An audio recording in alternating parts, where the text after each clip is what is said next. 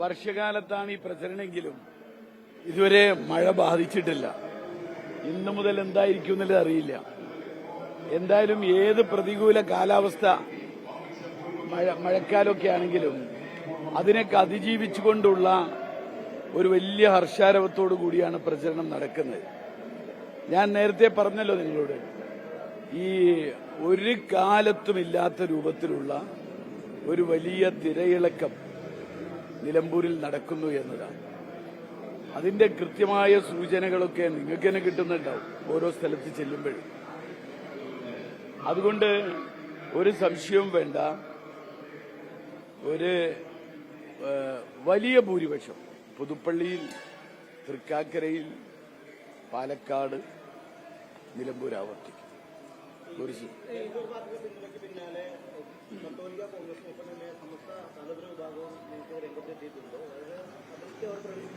എനിക്കറിയില്ല, ഞാൻ കണ്ടിട്ടില്ല, ഞാൻ ശ്രദ്ധിച്ചിട്ടില്ല. എന്തായാലും ഞാൻ വാസ്തവത്തിൽ വാർത്തകളൊന്നും കാണാനും കേൾക്കാനും ഒന്നും സമയമില്ല. ഇത് എന്തായാലും പിന്നെ ഒരൊറ്റ കാര്യം ഇതിലുള്ളത്, എല്ലാ സോഷ്യൽ ഗ്രൂപ്പുകളും ഒരുമിച്ച് നിന്ന് പിന്നെ ഈ കേരളത്തിലെ 9 വർഷത്തെ ഈ അവസ്ഥയെ, അതേപോലെ ദേശീയ തലത്തിലാണെങ്കിലും വർഗീയ ഫാസിസം മുന്നോട്ട് വെക്കുന്ന അജണ്ടകളെ എതിർക്കാൻ, അതിന്റെ ജാതി മത ഭേദമൊന്നുമില്ല, എല്ലാവരും ഒരുമിച്ച് നിൽക്കുന്ന ഒരവസ്ഥാവിശേഷമുണ്ട്. അത് 2019 പാർലമെന്റ് തെരഞ്ഞെടുപ്പിൽ നിങ്ങൾ കണ്ടതാണ്, 2024 പാർലമെന്റ് തെരഞ്ഞെടുപ്പിൽ കണ്ടതാണ്, അത് 2025 പ്രിയങ്ക ഗാന്ധിയുടെ ഉപതെരഞ്ഞെടുപ്പിൽ കണ്ടതാണ്. അത് ഈ ഒരവസ്ഥയിൽ ഇന്ന് ഏറ്റവും അഭികാമ്യമായ കാര്യം ഈ എല്ലാവരും ഇന്ന് ഇന്ത്യയിലെ ഭീഷണിയായ വർഗീയ ഫാസിസത്തെ എതിർക്കുക എന്നുള്ളതാണ്. അപ്പൊ അതനുസരിച്ചുള്ള ഒരു പിന്തുണ എല്ലാവരുടെ ഭാഗത്തും ലഭിക്കുന്നു. തീർച്ചയായിട്ടും പ്രിയങ്ക ഗാന്ധി വരുന്നു എന്ന് പറയേണ്ട കാര്യമല്ല. പ്രിയങ്ക ഗാന്ധി മണ്ഡലത്തിലെ MP ആണ്. പിന്നെ അതത്രേ ഉള്ളൂ. പ്രിയങ്ക ഗാന്ധി മണ്ഡലത്തിലെ MP ആണ്. അങ്ങനെയല്ല, പ്രിയങ്ക ഗാന്ധി പിന്നെ തീർച്ചയായും പ്രിയങ്ക ഗാന്ധിക്ക് വലിയ ഭൂരിപക്ഷം കൊടുത്ത നിയോജകമണ്ഡലമാണിത്. അതായത് പ്രതിപക്ഷത്ത് ഇരുന്നിട്ട് പോലും, ഒരു പ്രതിപക്ഷ MLA ഇവിടെ ഉണ്ടായിട്ട് പോലും പ്രിയങ്ക ഗാന്ധിക്ക് 65,000 ചില്ലാനം ഭൂരിപക്ഷം കൊടുത്ത മണ്ഡലം. അപ്പൊ അതിന്റെ ഒരു സ്വാഭാവികമായിട്ടും പ്രിയങ്ക ഗാന്ധി ഈ തെരഞ്ഞെടുപ്പ് പ്രചരണത്തിന് വരും. അത് സ്വാഭാവികമാണ്. മാത്രമല്ല, പ്രിയങ്ക ഗാന്ധിയോട് കാണിക്കുന്നൊരു വലിയ സ്നേഹം ഈ നിയോജകമണ്ഡലത്തിലെ ജനങ്ങൾ പ്രിയങ്ക ഗാന്ധിയോട് കാണിക്കുന്നൊരു സ്നേഹം വളരെ വ്യക്തമാണ്. ആ കാരണം ആ തെരഞ്ഞെടുപ്പിൽ, ഉപതെരഞ്ഞെടുപ്പിൽ നമ്മളത് കണ്ടത്.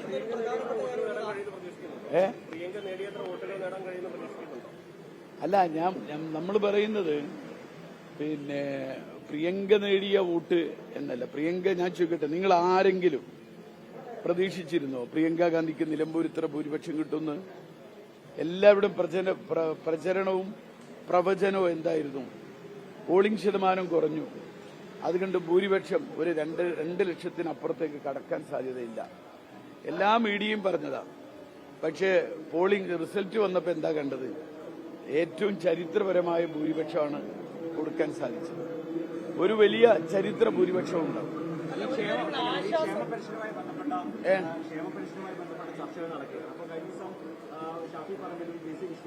വീഡിയോ പ്രചാരണത്തിന്റെ ഭാഗമായി ഇറക്കുകയും ചെയ്തു. അതിന് മറുപടിയായി LDF പറയുന്നത് 1980 കർഷക തൊഴിലാളി പെൻഷൻ ഇടതുപക്ഷം കൊണ്ടുവന്നപ്പോൾ അതിനെ കരുണാകരനെ എതിർത്തതിന്റെ നിയമസഭാ രേഖകളാണ് അവർ പുറത്തുവിടുന്നത്. എനിക്ക് പറയാനുള്ളത്, കർഷക തൊഴിലാളി പെൻഷൻ കൊണ്ടുവന്ന തൊഴിൽ വകുപ്പ് മന്ത്രിയുടെ ഭവനത്തിൽ നിന്നാണ് ഇപ്പോൾ നമ്മൾ സംസാരിക്കുന്നത്. മനസ്സിലായോ? കർഷക തൊഴിലാളി പെൻഷൻ കൊണ്ടുവന്ന അന്നത്തെ തൊഴിൽ വകുപ്പ് മന്ത്രിയുടെ വീടാണിത്. അതിനപ്പുറം ഞാൻ പറയേണ്ട കാര്യമില്ലല്ലോ.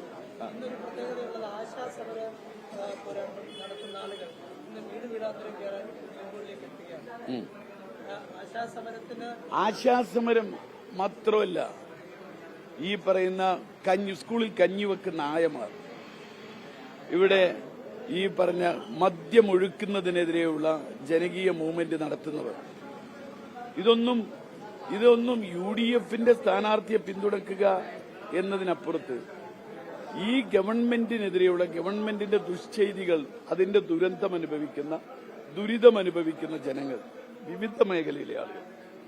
ഒന്ന് ഞാൻ പറയാം, കൺസ്ട്രക്ഷൻ തൊഴിലാളികൾ, ആ മേഖലയിൽ ജോലി ചെയ്യുന്നവർ 2021 ശേഷം അവരുടെ ആനുകൂല്യങ്ങളൊക്കെ നിഷേധിക്കപ്പെട്ടു. അവരുടെ ബാങ്ക് അക്കൗണ്ടിൽ ഉണ്ടായിരുന്ന കാശ് സർക്കാർ അക്കൗണ്ടിലേക്ക് മാറ്റി. അവർക്ക് പെൻഷനില്ല, പ്രസവാനുകൂല്യമില്ല, അവരുടെ മക്കളുടെ വിദ്യാഭ്യാസ ചെലവില്ല, ഒന്നുമില്ല. അവരുടെ അക്കൗണ്ടിൽ 400 ചില്ലാനം കോടി രൂപ ഉണ്ടായിരുന്നു.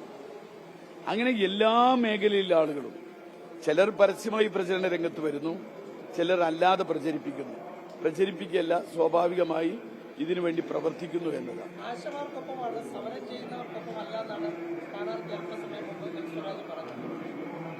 ഞാൻ ചോദിക്കട്ടെ, ആശമാർ സമരം ചെയ്യുന്നത് PSC-യിലെ അംഗങ്ങൾക്ക് വേണ്ടിയല്ലല്ലോ. ആശമാർ സമരം ചെയ്യുന്ന ആർക്ക് വേണ്ടിയാ? PSC അംഗങ്ങൾ ശമ്പളം വർദ്ധിപ്പിക്കണം എന്ന് പറഞ്ഞിട്ടല്ലല്ലോ ആശമാർ സമരം ചെയ്യുന്നത്. അതിനത്രേ പറയാനുള്ളൂ.